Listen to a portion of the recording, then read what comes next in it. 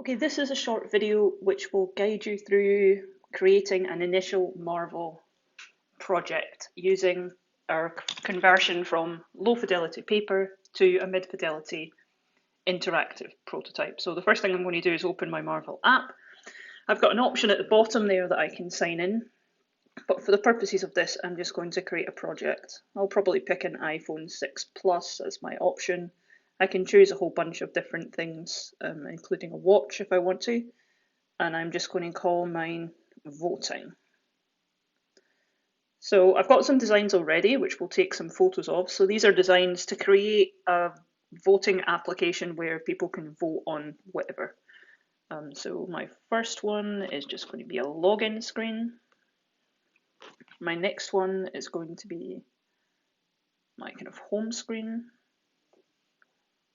Then we have my vote screen. I'm going to have vote option 1, vote option 2, and then my kind of back to home screen option.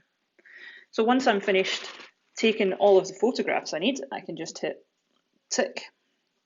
Now I can go through each one and I can scale them up. So if I move them around, I can just hit the green, which will trim them as I need to. So I'll just go through each of these. Most of them should be. I try to take reasonably decent photos. So this is a bit of advice. Be careful where you put your arrows so that you don't get them in the way. That one's not ideal, but okay. Okay, so now I've got my screens and it starts on screen 1, goes through to screen 6. If I hit this play option, I can tap and hold to exit. That's just my instruction of what to do. And currently I can't do anything with it, so I'm tapping away on the screen here and nothing's happening. Okay, that's because I've not set up any interaction. So if I tap and hold now just to exit that. So let me take my first screen and I want to add a link. So if I add a link, what this is going to do is just create a box that I can rearrange. I can choose which image I want to link it to. So in this case, I'm going to link it to my home screen. I can create transitions down the bottom here. So if I want to make things kind of slide in or out, push up, fade, any of the transitions that you might find in mobile applications. But I'm just going to create that one. Done. And then we'll just go through each of them in turn. So in this case, I'm going to add the link to, remove that one. I want to edit that one. And it's going to link to the vote. Done, done. Now on my vote, I'm going to need 2 links. So I'm going to need one which says I voted for Coke. So your vote has been registered for Coke. And I need another one that says my vote was registered for Iron Brew because I am going to vote on the best fizzy drink. So vote for Iron Brew, done. Now on this one, which I actually didn't add, but I should, I've got an option here to go back to home. It's a bit fiddly, but we'll get there. Back to home, and we're going to link that back to the home page.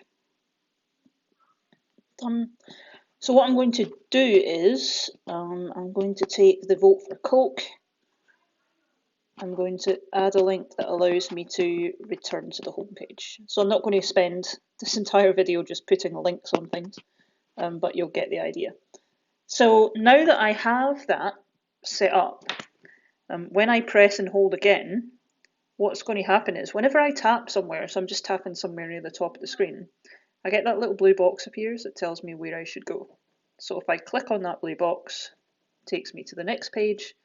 I click on fizzy juice. Now, here's the part. If I hit back to home there. So if I click on that I've got a vote for Coke, it will take me to your vote was registered for Coke, and then now that return to home will pop up. Now obviously I've got nothing else beyond that, so I can just press and hold that to exit. So that's how you can create a very crude versions of interactivity with your paper prototypes. If you hit save and share at the top, it will let me sign in. Once I sign in, I can then share that via the website so that people can go online and see it without having to see it on their phone. And just to show that there are various other ways of creating design screens. So in this case, I've gone for taking pictures with the camera. I could take the pictures already and then use photos.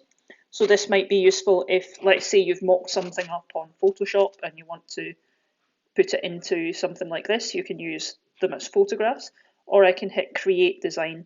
Now what create design will do is it allows me to create different options. So I'm now just going to put, I can change the font size, we'll make it a bit smaller, and we'll expand it. So now we've got a paragraph of information. So now that's going to appear in my screen as an option. So if you've got the idea for wireframes, you can, if you want to, create it inside the app. So that is a starter video on how to use Marvel. Have fun.